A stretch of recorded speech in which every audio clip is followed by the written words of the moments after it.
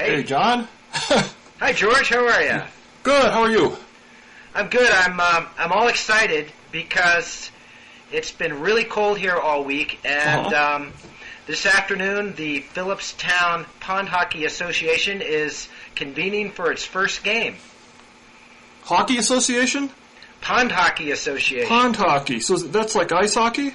Yeah. So this Wow. this is a group of people who, not the same people, of course, but there have been people in this area who've been playing pond hockey, especially on this one pond just about a half a mile from me, but on other ponds as well, for 60, 70 years. Wow, that's great. I've been doing it for about, 12 years now. Wow, who's the oldest person doing that, or how old is he? Yeah, the oldest guy is, his name is Lars Kulisade. He's a patent attorney in New York, and he's the meanest, toughest son of a bitch on the ice, year after year. He's about 6'3", 220 pounds. He's, I think he just turned 70. He's had a triple bypass operation, and you don't want to mess with Lars. That sounds fun. So it's actually frozen there already. Oh yeah, it's been down in the 20s every night for the last 4 or 5 nights, and so it's quite cold. So we're going to meet today at Lake Alice at about 2:30. In fact, I don't have much time to spare, so I've already got my uniform on. Really, you're wearing it now? Yeah. Oh, good. It'll be a surprise for me when I see it. Yeah, it's just this old black jersey that I've had for, almost 35 years or so. You're not wearing a helmet, though. Yeah. God, you're so athletic, John. Oh, well. Not really, but I pretend. Well, that's good. That's good. So, Hey, what are we gonna... what were you going to say? Oh, well, just, what are we going to talk about Oh, today? okay. Yeah, I didn't know if you wanted to start with anything in particular. I was going over the Stephen 70, your list of the 70 best science books of the century. Yeah, what do you think? Well, it's really interesting. It's there's many titles that I agree with wholeheartedly, and there's some that I found a little puzzling, and some that I've written some annotations here, and oh, great. Yeah, I have about 10 suggested deletions and about 12 suggested additions that we could talk about a few of them anyway. Oh, that'd be great. Yeah, run them by me. Okay, well, it's a good list. I mean, it's very idiosyncratic, wouldn't you say? Oh, absolutely. I mean, it's really the Horgan 70, right? Well, it's completely the Horgan 70, and it's very skewed towards books that I've read. So, well, yeah, I noticed there was like 5 drug books. You noticed that? Yeah. Well, some of them aren't completely drug books. So, for example, there's a book by the British psychologist Susan Blackmore. Right, yeah. And I mentioned that, and she is one of the world's most prominent studiers of parapsychology, and she was inspired to do that by this experience of astral projection in which she left her body after smoking marijuana when she was in college at Oxford. But that, so I mentioned that episode, but the book really isn't about drugs at all. It's I see. It's just about... it's about science, though, huh? Yeah, it's about science. Yeah, it's about how she was a parapsychology believer, and then as a result of spending 10 or 15 years doing research trying to prove how ESP works, she became a non-believer. Oh, okay.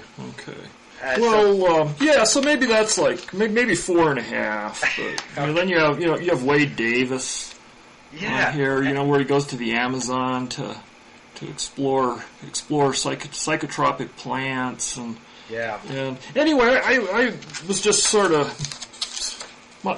struck by, if you're going to pick 70 books out of the whole century and 4.5 of them are drug books, maybe you're a little top heavy on drug books. That's fair enough. So for my last book, Rational Mysticism, I got back I revisited my youthful interest in psychedelic drugs and interviewed a bunch of psychedelic folks. Yeah, and, so they're all on your bookshelf still. That's right. And so it's just, some of these books are, I think, deserve wider recognition. So everybody knows about Aldous Huxley's The Doors of Perception. Doors of Perception. Yeah, my suggestion, I guess, would be, that would be enough. But but it depends, on, 70, yeah. Yeah, just a suggestion. Okay. Yeah. That's a good one. I'll try to get the psychedelic nuts to come and defend some of these choices, or add even more. Maybe so. And I put check marks by the ones that I agreed with wholeheartedly, like Diane Ackerman's A Natural History of the Senses. Oh, you're a Diane Ackerman fan? I'd almost forgotten about that book. It's been so long. I only remember that it was really, really great writing. Oh, she's fabulous. There was this period when she was writing a lot for the New Yorker. Yeah. In the, I guess it was in the early 90s, and she had these wonderful sort of nature adventure stories where she'd go out and find some scientist who was studying some exotic animal, bats or some kind of bird, and this wonderful, really sensual science writing. So, yeah. I wanted to get her on the list. It's good, and that reminded me of some other things that it seemed to me should be on there, like Lives of the Cell. Ah, yes. Lewis Thomas. Yeah. I mean, that's just wonderful. Yeah, wonderful that's a classic. It's almost such a classic that I felt obliged to leave it off, because everybody would have that on their best list, and I wanted my list to be different.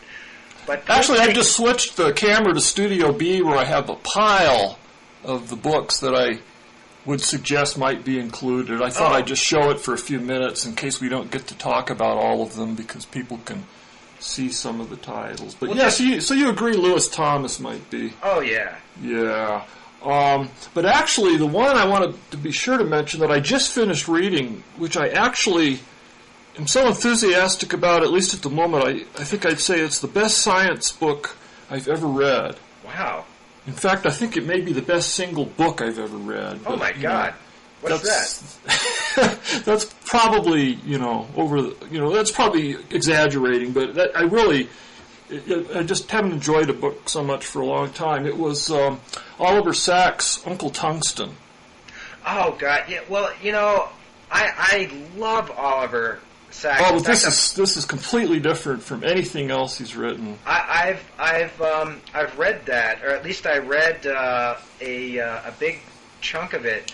The only problem is that I've got this rule about only one book. Yeah, I know. In fact, I saw that, and I would suggest that this belongs on there instead of The Man Who Mistook His Wife for a Hat. Really? Even though everyone's heard of that book. And part of my reasoning is, there's a certain amount of question about how much of the essays in The Man Who Mistook His Wife for a Hat are based on fact and how much are sort of embellishments. Really? He says something about that himself in the beginning of the book, where something about a mix of fact and fable, or I can't remember how he put it, but it makes me wonder, especially. I mean, there's some of that stuff, like the chapter about the two twins that can supposedly generate prime numbers, many, many digits long, out of their heads there's no known practical algorithm for doing this. I had forgotten that aspect of it, and I certainly had forgotten that, or didn't even realize that Sacks had admitted that it was... Well, I don't think it was admission so much. I think that's just how he presented it. He's really a writer as much as he is a scientist, or really a writer more than a scientist, I think. But I think there's some question, not in any, in any way that... is bad or necessarily controversial, but it's just what kind of literary form it was, and maybe I'm wrong about that, but that's one thing that's very different about Uncle Tungsten. I mean, obviously he can't, and we should say that this book is a memoir that starts out in his childhood in England, and he describes falling in love with chemistry, and there's like these wonderful scenes, like when he goes into the British Science Museum in in Kensington and sees this room or this wall, I guess, where they have the periodic table of the elements. Yeah. And a little compartment with each one of the actual elements, and how he slowly, learns all of this amazing chemistry. And I learned so much chemistry from that book. It made me realize that chemistry is just suddenly now much more interesting to me than physics, which was always what I thought was so interesting because it was so basic. But even this though chemistry in there is said fantastic. Even though Linus Pauling said that he basically wrapped up chemistry in 1930 when he described the chemical bond in quantum terms. Yeah. Well, you could probably make that argument, but it's just such fascinating stuff. The way that the atomic structure of an element will be reflected in its real world macroscopic properties, and Sachs is just so wonderful at bringing that out, and just the childhood excitement of learning about science. So my suggestion would be to put that in instead of the man who mistook his wife for a hat. Well, so this gets into the different criteria that we use for picking these books. Yeah. And Sachs is sort of known as somebody who has this really humanistic approach to neurology and psychiatry. Right. He has a case study approach, and so I see it as important that the books that he's had that focus on patients with different brain disorders are really important as a counterpoint to the conventional mode of psychiatry, which looks for commonalities among patients. And I can see why you put it on there, and they really both should be on there. But if you have a rule about one, I can see how it would be difficult. But thank you. Well, George, that's exactly the kind of thing that I hope that this list would get people to argue about. So, Uncle Tungsten's great, and I was showing my pile, and I'll just read off some of the titles really quickly. You'd mentioned in your, I think in your introduction to the list, and we should link to this again so people can refer to it. But the fact that you thought that your list was maybe a little top heavy toward the end of the century. Yes. Yeah, and in that regard, there are some books I would suggest. Well, like you had Schrodinger's What Is Life, but how about Heisenberg's Physics and Philosophy is just a wonderful classic. Where he describes hiking in the woods of Denmark with Niels Bohr and discussing quantum mechanics and having these big arguments with Einstein and. Oh, really? So it's actually a memoir. I've got that somewhere here. In the bookcase right behind me. I've just never read it. I just assumed that it was this windy discourse on uncertainty. No, not at all. It's basically the first-hand account of someone who was right there on the front lines when they were inventing quantum mechanics. Okay, I'll have to read that. That would be a great inclusion. Oh, it's really gripping. There's actually two of them. There's Physics and Philosophy, and the second one is Physics and Beyond. But Physics and Philosophy is the real. There's all just wonderful scenes with Bohr and Heisenberg and Einstein are the ones that I particularly remember. Mm-hmm. Let's see what else. Oh, and then Arthur Koestler's The Sleepwalkers. I don't know that. I know Kessler is, but what's that book about? It's a history of astronomy, basically, starting out with the a little bit about the pre-Socratics and the Greeks, but the real, and then getting into Ptolemy and Copernicus and Kepler, and finally it ends with Galileo. Mm-hmm.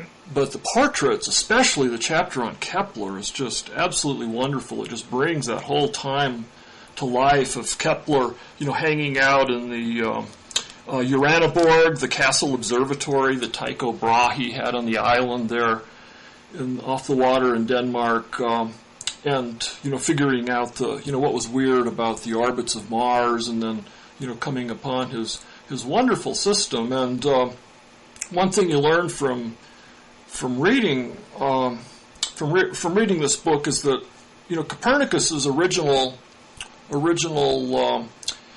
heliocentric version of the universe, since he insisted on using perfect circles for the orbits, which everyone just assumed you had to do, that it really had as many epicycles and little embellishments as Ptolemy's system did, with the Earth in the center, just to make it comport with the observation. So, of course, it was, it's actually well known that Kepler's making the orbits elliptical is what straightened it out.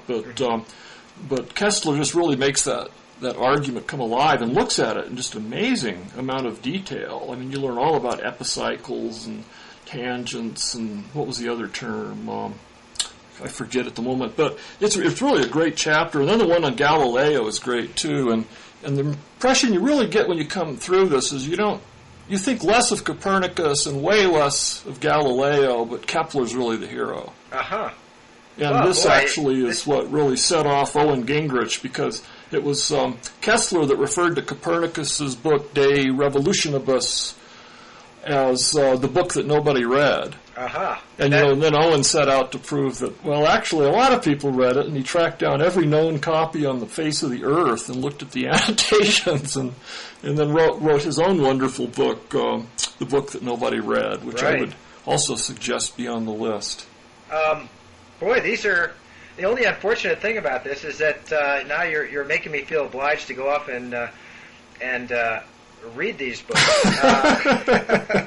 In addition to all the big stack of books that I already have that I'm supposed to read. I know. No, there are a lot of things on your list that I haven't read, and I'm already have them on my mental list of things to read as well. I'll mention a few others. Timothy Ferris's Coming of Age in the Milky Way. Yeah. That's a wonderful book. Yeah, I just... Ferris has this kind of grand style that puts me off. What can I say? But if you're not going to have that on there, and you're going to have something like, let's see. Well, I have Lonely Hearts really of the Cosmos. Obscure stuff. Yeah, that's a great book too. Lonely Hearts of the Cosmos. I just, for some reason, Dennis. I mean, in a way, no, it's a wonderful book. He covers some of the same that thing. Shouldn't be on there, but how can you not have a book by Timothy Ferris?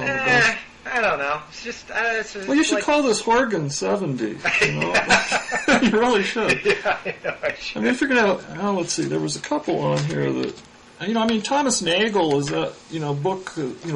He's a great essayist, and his essay "What Is It Like to Be a Bat" is really interesting and important. But it's really basically a book of philosophy, right? Yeah. Well, I've got a few philosophers on there. So I've got Thomas Kuhn on there. Yeah, well, Kuhn, that's more directly philosophy of science, and certainly Popper, but is Nagel really? That's true. Nagel is, it's questionable, and some of the essays in that book really don't address science at all. Yeah. It's just that essay is referenced so often and has played such a big role in the whole debate over whether science or consciousness can be scientifically reduced that I just thought I should put it on here. But that one, I've got to admit, is pretty questionable. Yeah, I think there's some, if you needed to make room, I'm sure all of these are worthy books. I also suggested Julian Jaynes. So many people have suggested that. So this is... The Origin of Consciousness and the Breakdown of the Bicameral Mind. So many people have suggested it. I've got it. I first read it, I think, more than 20 years ago.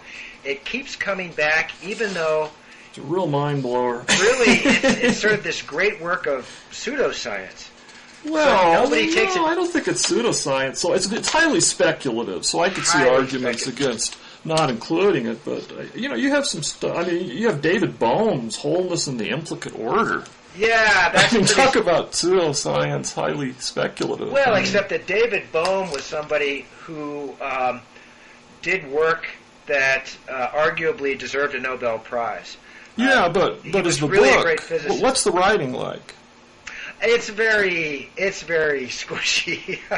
Yeah, but your own criteria says that the books stand out for their subject matter, rhetorical style, and impact. It's been enormously influential even if only in ways that aren't necessarily but what about the rhetorical style? You have 3 criteria, so I'd assumed that each book. Oh no, you don't have to meet every one of those. But, I see. So that's how Chomsky gets on there. Yeah, so some of them might be have a greater cultural impact, but their scientific merits might be less, or their rhetorical qualities might be less.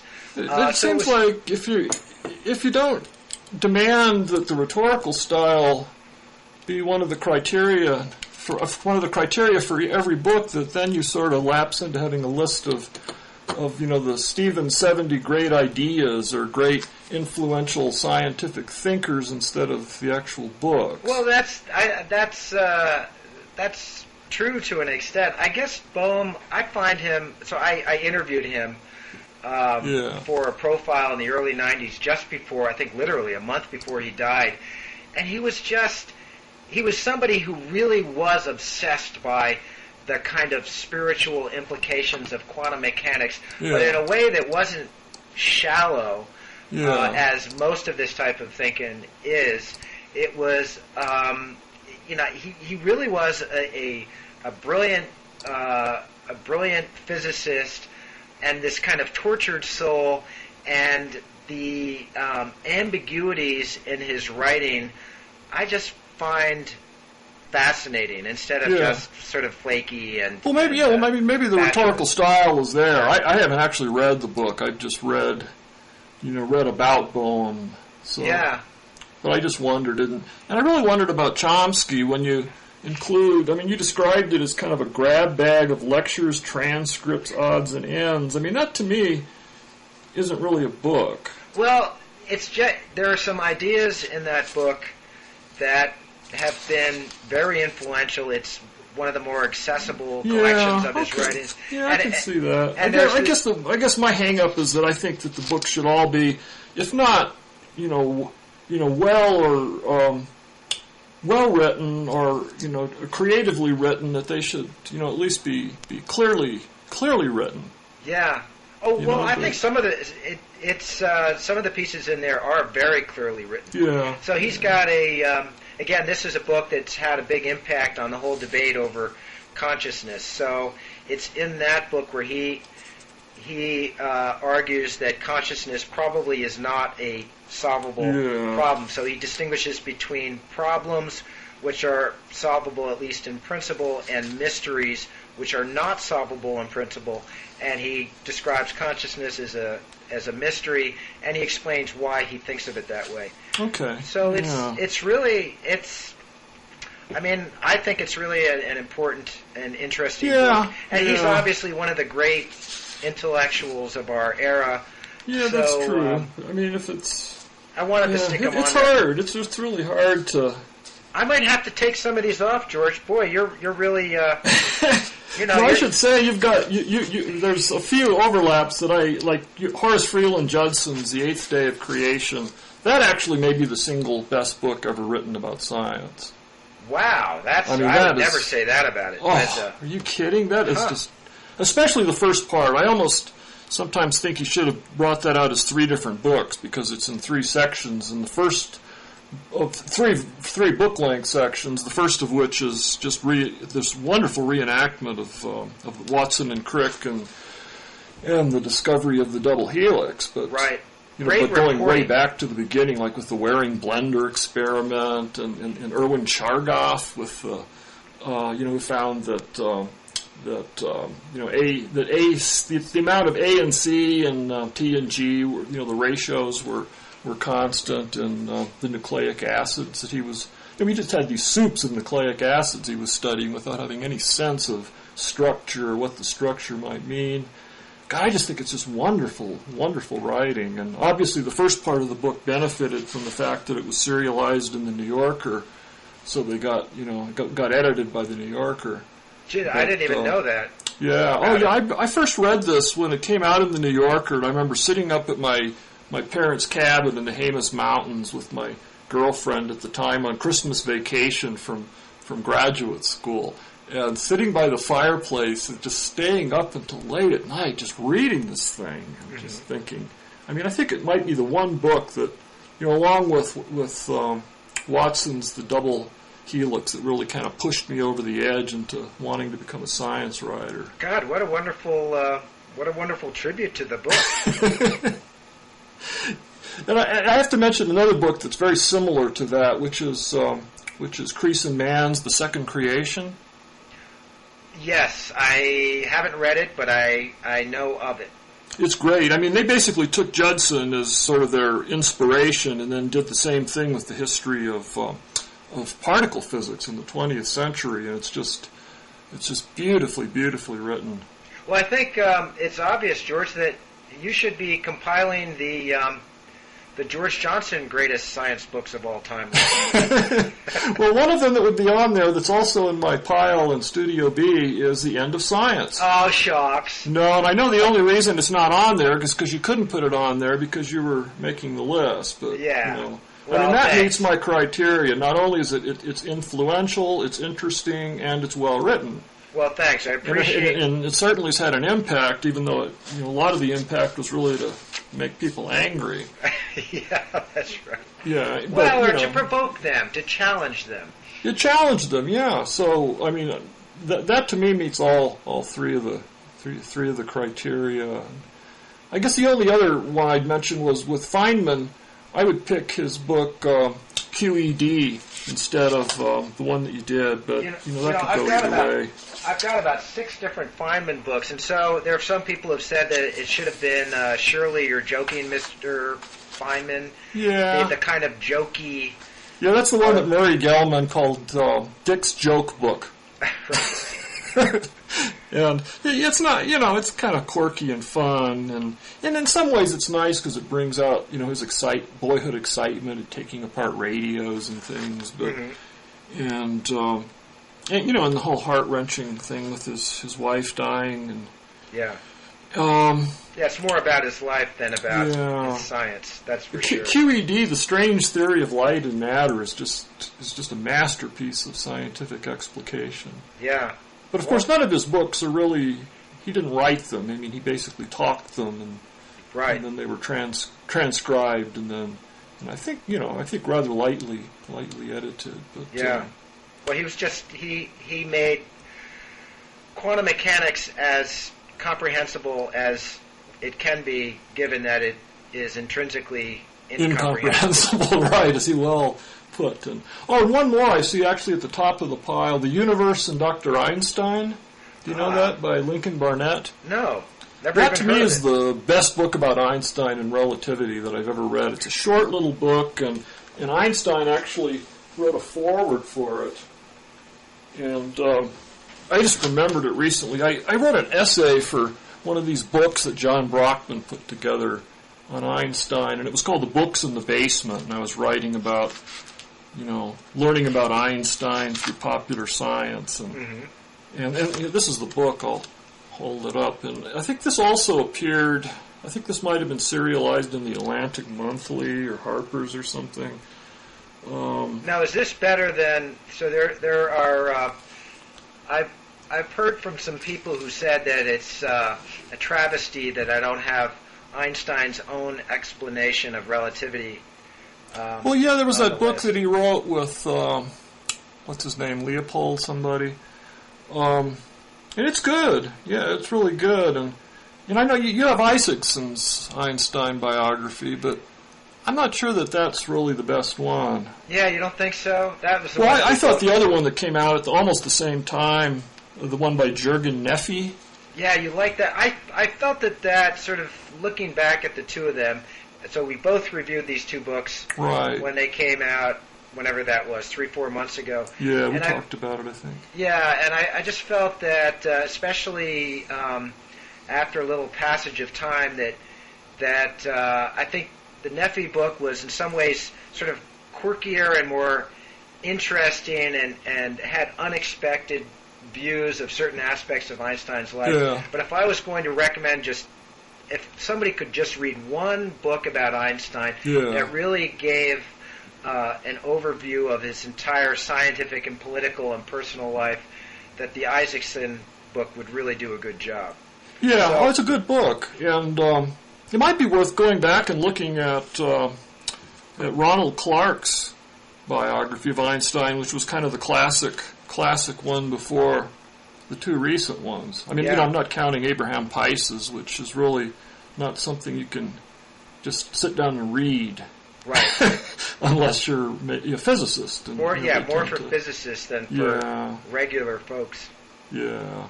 But anyway, those are just some of my thoughts. If you go to the Stevens 75, or maybe drop a few of the drug books, and or there was a political science book, and I can't drop that. Yeah, I why? feel because it's this is a book by it's actually a trilogy by the political scientist Gene Sharp on here it is. Yeah, on the nonviolence.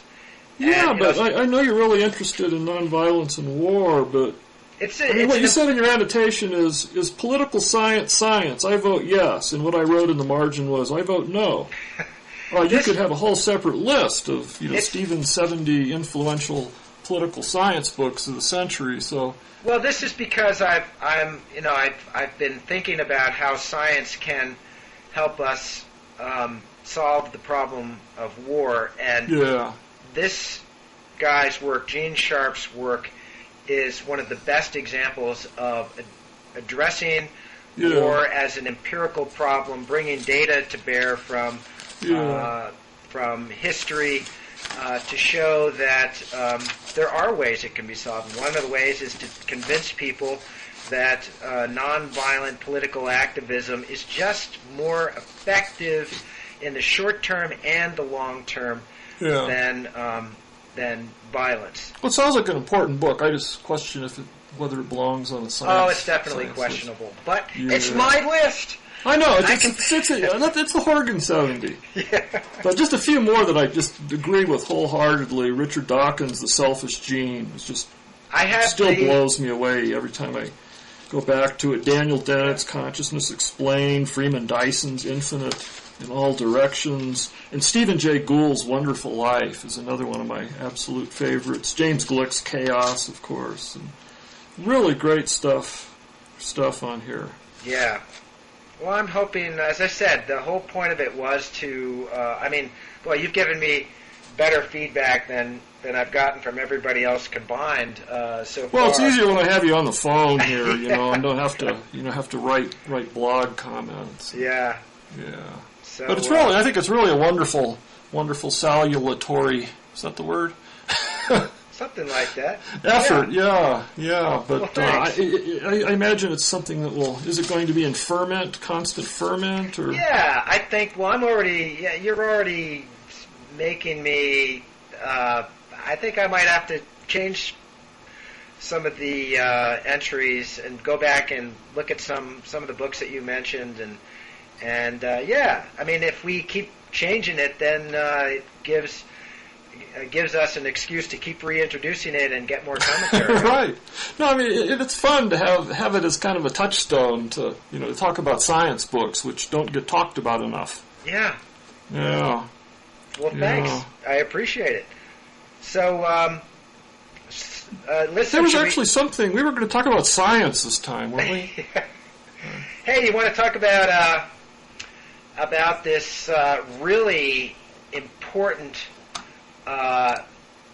controversy with intense feeling on all sides that is just rocking the country right now? What is that? That is cat lovers versus bird lovers fighting over whether cats should be allowed to kill little birdies. Yeah, I think it may be too late, but... Well, there's something that can be done about it. That's sort of the story. In the form of rehabilitation or reasoning with them? No, just shooting the cats. So this is... yeah. Well, why don't you reprise? There was a really good story in the New York Times Sunday magazine. It was good. This was it just last Sunday, I guess? I think so. Yeah. What was the deal? So apparently about a year ago in Galveston, Texas, I think it is. Yeah. A coastal town in Texas. There is an avid bird watcher named Jim Stevenson, who picked off a feral cat that was stalking plovers on, I guess the cats were hiding under this underpass, which was right next to a stretch of shore where plovers were nesting.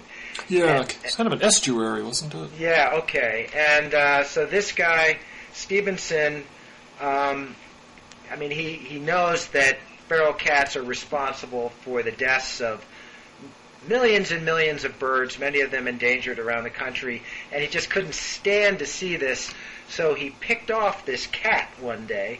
Yeah, he just shot it. Yeah, he shot the cat with a .22, and there was, this was right next to this overpass. There was a toll station on top of the overpass, and a toll collector saw this guy shoot the cat and started screaming and yelling at him, and then actually chased him and tracked him down and got him arrested for illegally, supposedly, shooting the cat. And so and apparently the strong implication of the article was that this wasn't the first of this guy's cats that he'd... I mean, they were basically... The toll house keeper was feeding them and keeping them as pets. Right. Well, not... I mean, I guess he could have shot the toll house keeper, too. You know, that would have, really eliminated the problem. Well, so George, are you a cat person? Well, kind of. I mean, I never would have expected, I never wanted cats, but, two cats just kind of, moved into the house and took over, and I really like them, and that really bothered me that this guy would, it bothers me that cats kill birds, I guess, but it also bothers me that some rational thinking human being with the power to make moral choices would take it upon himself to do this vigilante thing and shoot these cats. But I mean, it's not like the cats can think, oh, well, it's morally wrong for me to kill these plovers. It's wired in. But this was a human being who could make choices. And, there are many things he could have done that would have been within the realm of law and moral law to confront this problem. So I thought that was... What could he have done other than shoot the cat? Now the article said that he could have met the bridge, the toll keeper at the bridge, and said, "Look, there's really a problem here with encouraging these cats, and how about if I help you, round them up, and we'll bring them and find homes for them, or bring them to the shelter or something like that." He could have talked to this guy. He had tried to trap the cats, according to the article. Yeah, and it failed. Yeah. And so this was a desperate measure, and I guess he felt that he needed to do something right away, although it did seem to be somewhat of a symbolic gesture, since there are still lots of cats. I mean, even in the present, there's still lots of cats in this area. Let me just tell you where my perspective on this comes from. You should mention for people that don't know that, your wife's bird rehabilitation efforts in your flight cage in the back. So I assume that you'd be on the side of the birds. Yeah, I am on the side of the birds, and I am sincerely, but I also have to be, because if I wasn't, then I would probably be exterminated by my own wife. So Susie she takes care of these wild birds that are brought to her that are injured, and many of the birds that are brought to her have been mangled by cats. In fact, one of the ugliest scenes you can see in my house is when somebody comes to our front door with a shoebox with let's say, a purple finch in it, and they say, "Oh, we found this bird in front of our house, and something has happened to it." And Susie will take one look at the bird, and she'll go, "Do you have a cat?" And they'll say, "Yeah." And Susie says, "Your cat found that you took this bird from your cat, right?" And they'll go, "Yeah." And then Susie will get this look in her eyes and tell them, "You cannot let your cat go outside and prey on birds." She'll say, "This cat is basically already dead because it's going to be infected by the bacteria-ridden claws and teeth of your horrible animal." The thing that really sets her off is when people, and this is pretty common, people have bird feeders Yeah. And then to they have which cats. birds come, and then they have cats, and they let the cats out, and the cats pick off the birds as they arrive at the bird feeders, and the people just go, "Oh well, that's just sort of nature's way." And of course, nature red in tooth and claw. But no, I think that's a problem. In fact, we had a bird feeder, but then when we ended up getting adopted by these two cats, we got rid of the bird feeder because we didn't want it to become a cat feeder. Right. But no, it really bothers me when it's really rare that these two cats around here kill birds because they're pretty passive. And I thought for a while they were vegetarians, but they're not. But and it really bothers me when they corner a rabbit and they'll just torment it for hours unless you discover them and chase them away. And so it bothers me, but what are you going to do? I mean, the reason the cat, I guess the argument is that cats don't belong here. They belong back in Egypt and scratching around in the desert, and they shouldn't have been introduced into this ecosystem. So they're really like these mammalian weeds, aggressive mammalian weeds. But on the other hand, they didn't choose to come over here. They basically were, hung out on ships to kill the rats, and then they jumped ship, and then they started breeding, and here they are. But well, so the issue is for Susie when it comes to house cats, she just says keep your cat indoors. Yeah, but you can't. No one who has cats. I mean, there's some cats, I guess, that were maybe born in captivity that you could do that. But that to me is as cruel to the cat as it is cruel to the bird to be eaten by the cat. Oh, I don't know. I think most people I know who have cats do keep their cats indoors. Certainly anybody who's a friend of my wife's, they keep their cat indoors, or at least they tell her that indoors most of the time. But see, these cats, the story is they were born in the wild. We live pretty near the edge of town, and sometime in the distant past, someone must have had some really beautiful Persian and Himalayan cats, and that escaped or got thrown into an arroyo or something. And then, so there's this colony of these strays, but they're just these incredibly beautiful strays with all these Himalayan markings. And there was this one, the mother used to show up at our back door, 10 years ago, and then, my wife started putting out food for her, and she came again and again, and then one day she showed up with these two kittens. And one was white and one was black, and they started hanging out. So what eventually happened was, we decided to adopt the two kittens. The mother went away and disappeared, and then we had them spayed and got all their little shots and things. But then later, before the mother disappeared, she came back and had another litter of kittens in our shed. So we ended up adopting one of those. So it's like the half sister of the other cats, and then gave up the other ones for adoption.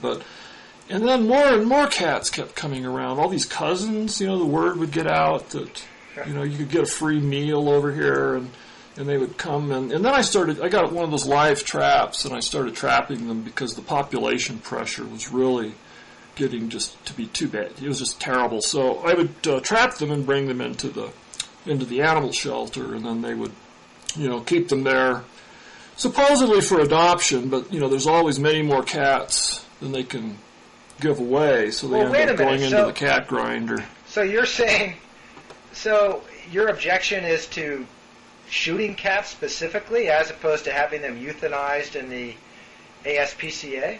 I think there's definitely there's obviously too many feral cats, and they do need to be reduced. But it bothers me that someone would take it upon himself to just go out with a gun on land that was not his and shoot someone's cat who turned out to be kind of a semi-pet. Well, you just don't do that. As the backdrop to this, we should mention that there has been this precipitous decline in especially songbird populations in the United States. Yeah, but it's not really, no cats another thing that this article pointed out, that the main reason for that is not cats. They're just kind of That's the main reason is habitat loss because of humans. Humans are the ultimate invasive species. Yeah, exactly. So but puts it perfectly. Cats are a significant part of the problem.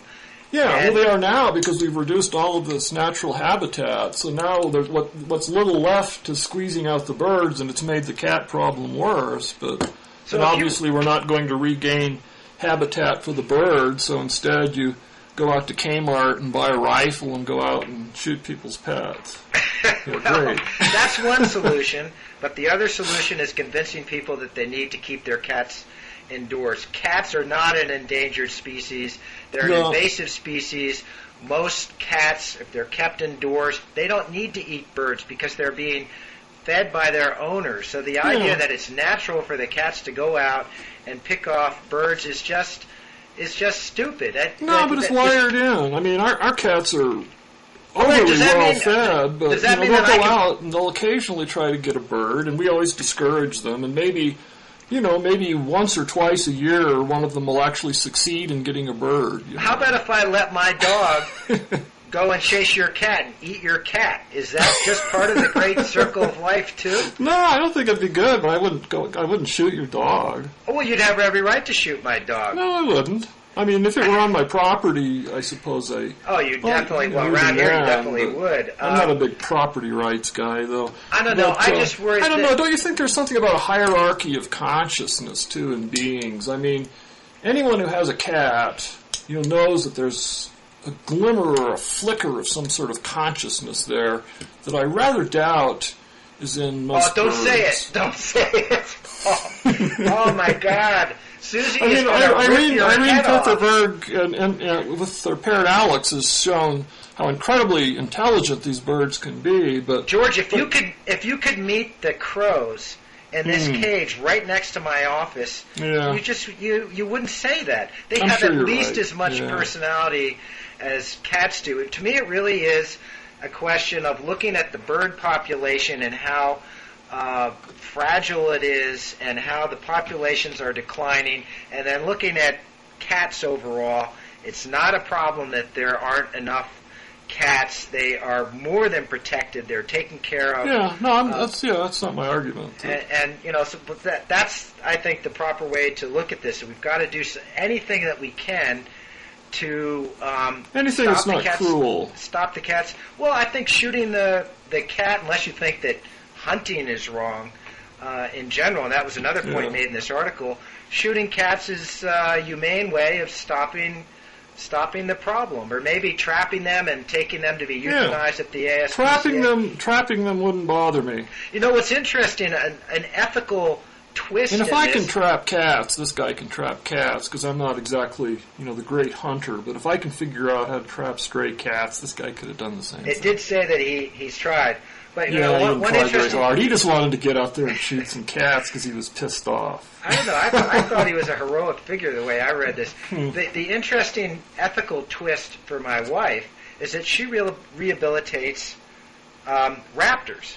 Mm-hmm. So she rehabilitates.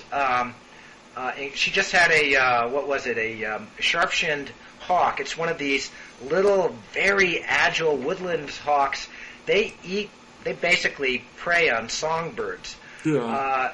But in this case, the argument that it's only natural means something. It does. Mm-hmm. That argument is totally fatuous when it comes to cats, which are there's nothing natural about cats in this country anymore. Oh, you mean just because they don't belong here and the raptors do?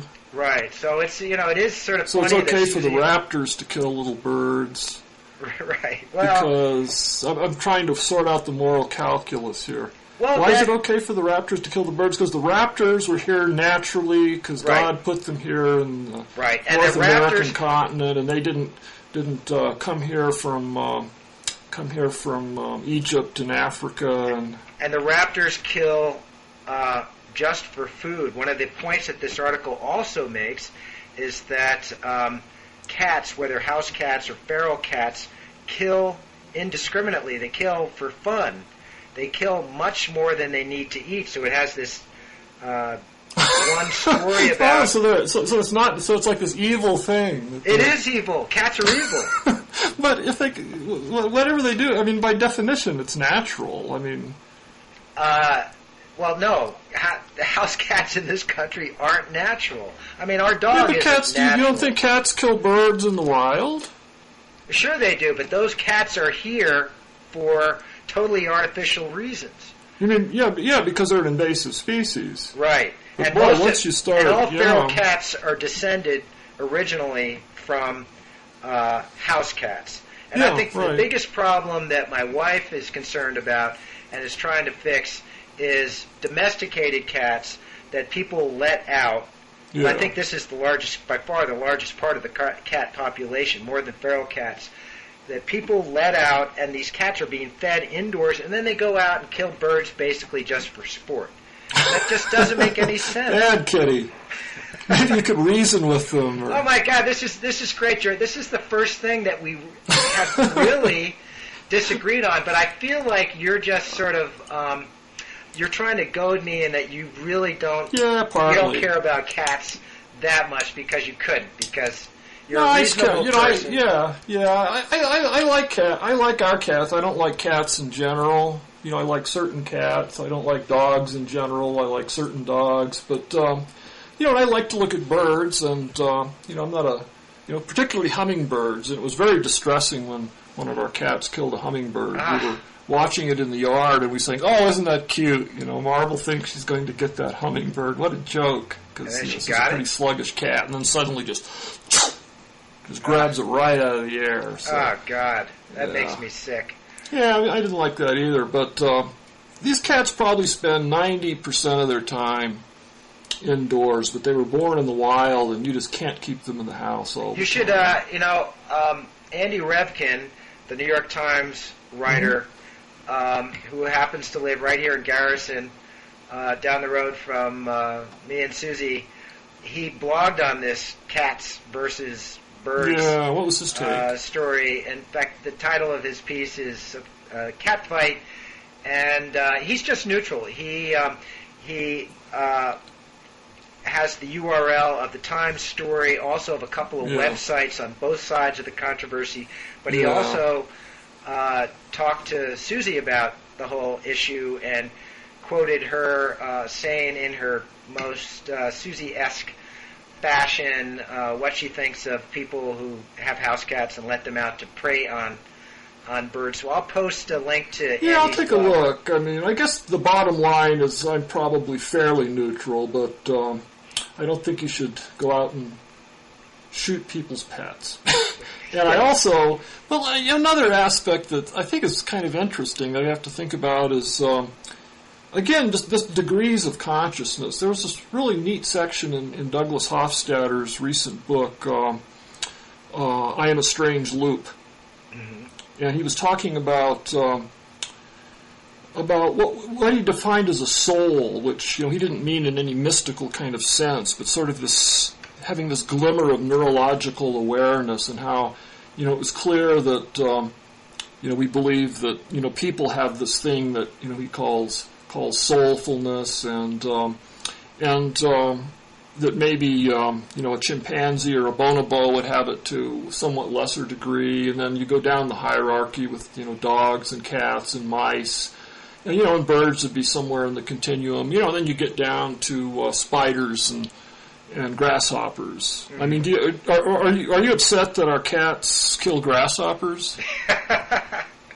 You really are trying to goad me. No, I don't have that's okay. As far as I know, grasshoppers aren't an endangered species, George. Oh, okay. The cat should know that. Yeah.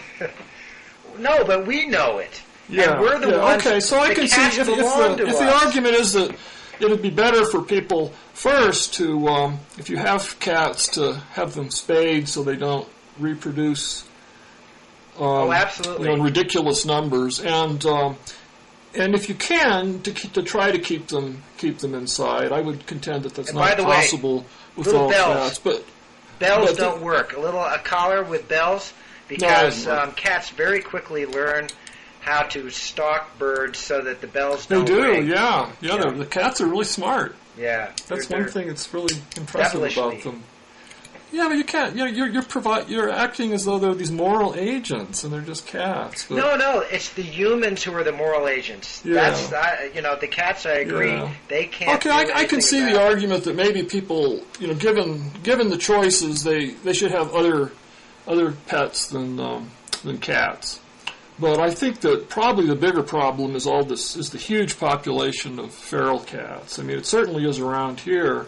And I think probably a better way to address the problem is to encourage people to use live traps and trap these cats and bring them into the shelter where they'll be spayed if anyone adopts them. And then, there'll still be another cat in the world, but it's not going to, the population isn't going to be increasing exponentially. That's a good idea. Even the cat lovers, there's something called the alley cats. Allies for alley cats or something like this. Yeah. This that Andy Repkin mentions on his blog, and they right.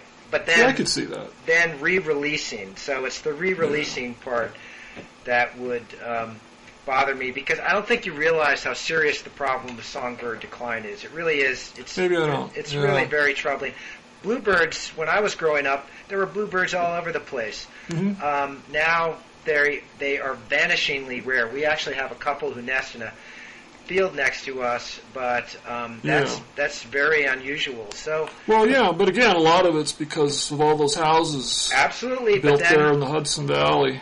But then the cats are part of the problem, and that's something that we can actually address fairly quickly. So anyway, wow, that's more houses, okay. Okay, so anyway, the interesting thing is, I realized that. You sort of got blue states versus red states, and bush haters and bush lovers, and cat people versus bird people. Yeah, There's not a whole lot of overlap. It's a real fault line. Yeah, in America. Yeah, maybe that's how we can. Maybe the election will swing on that. Yeah, very quickly. We could ask the candidates where they stand on the cat versus bird issue, right. Which brings us to. Yeah, so Chris Mooney, the science writer who wrote Republican War on Science, and he's a prolific blogger. He just wrote a book about the science of big storms and hurricanes. Well, he and Larry Krauss, the physicist, and some other people are trying to put together this movement to encourage the presidential candidates to have a debate that focuses on science. Yeah, right. So, this is Lawrence Krauss, right, who we talked about last week in a different context. What do you think?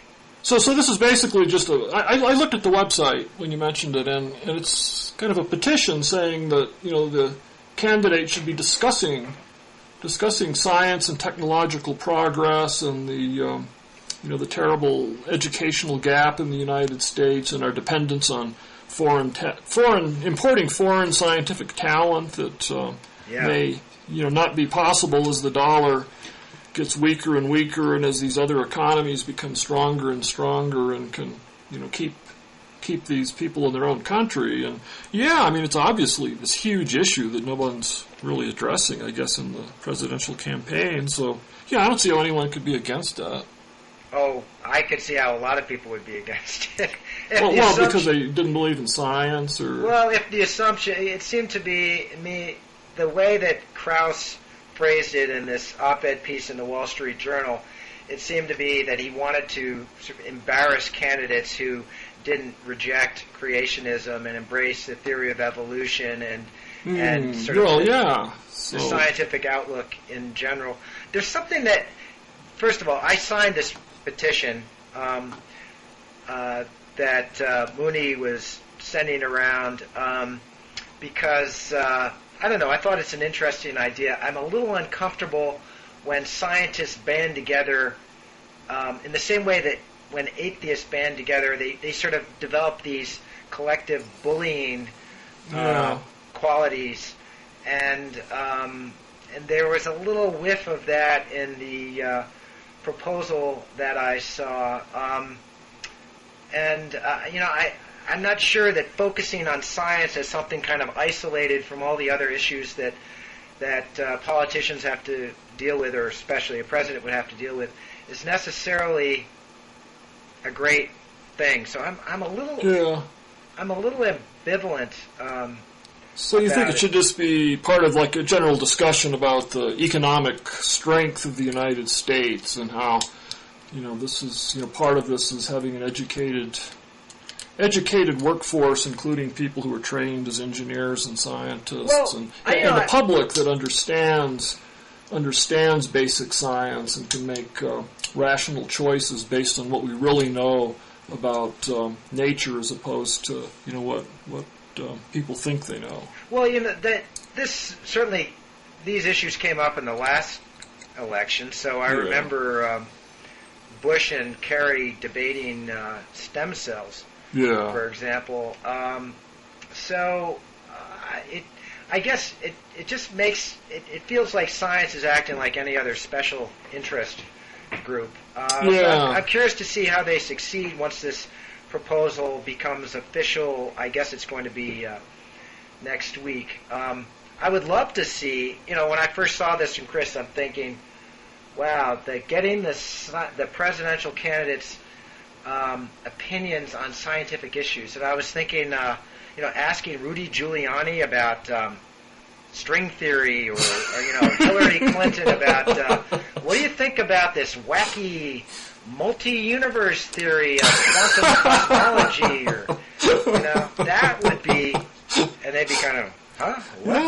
Maybe they read Lee Smollen's book, Peter White's book.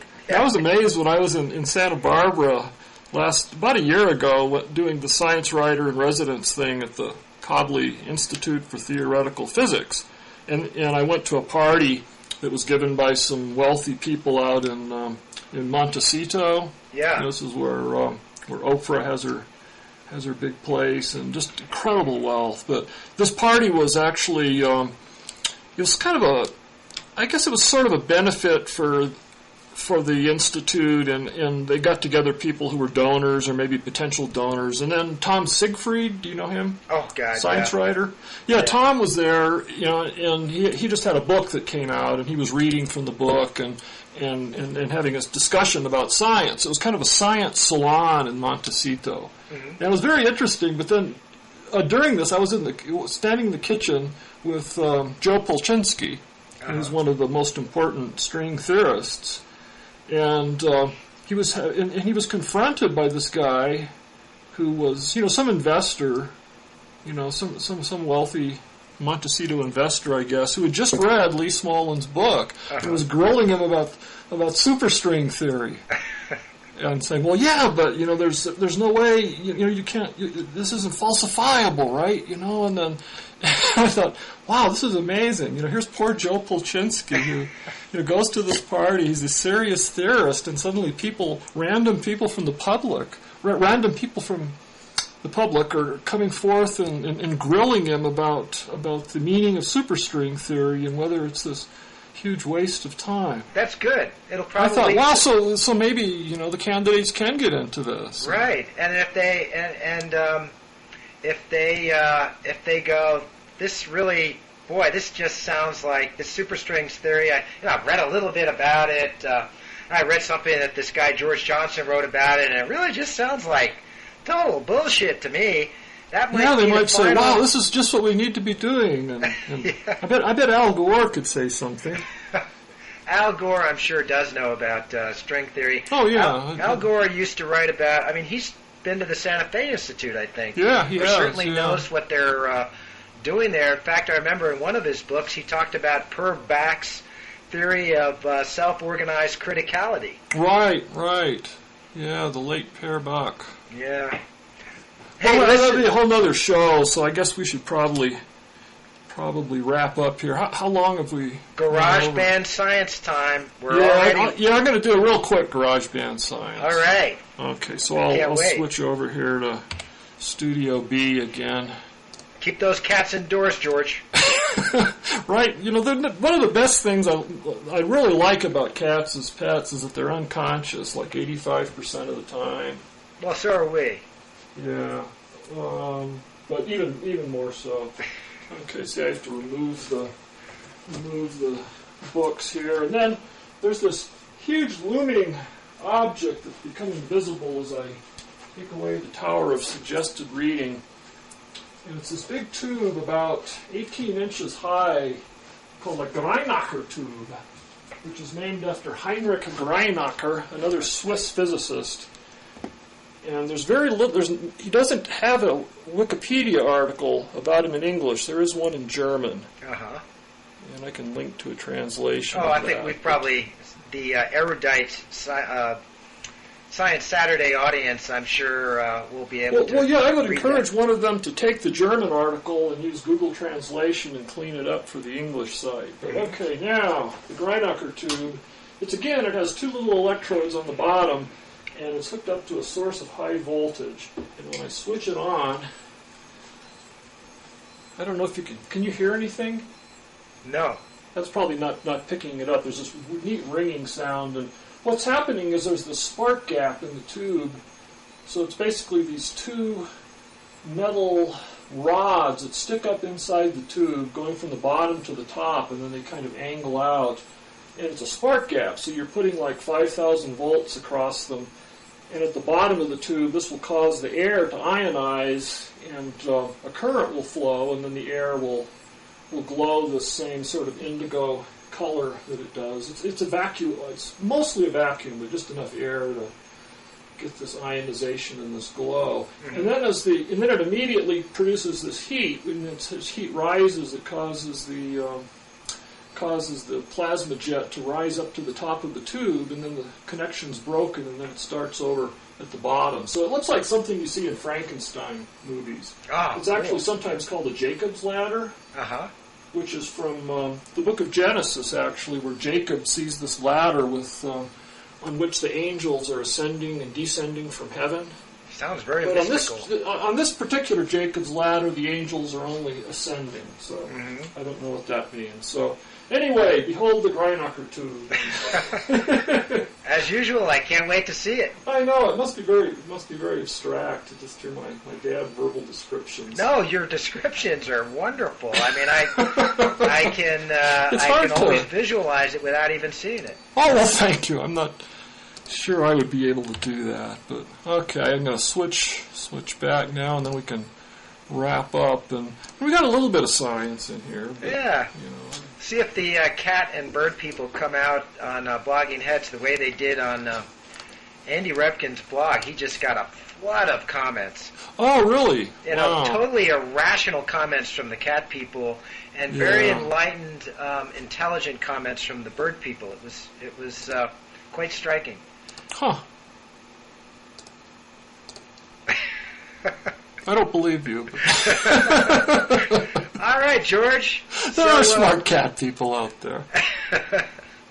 I'm sure you're going to have some coming out and supporting your side. So I will talk to you, I guess not next week. I think. I think Carl has something, which would be good. Carl Zimmer has another great chat coming up, I think. Excellent. Next week, and then maybe I'll see you 2 weeks from now.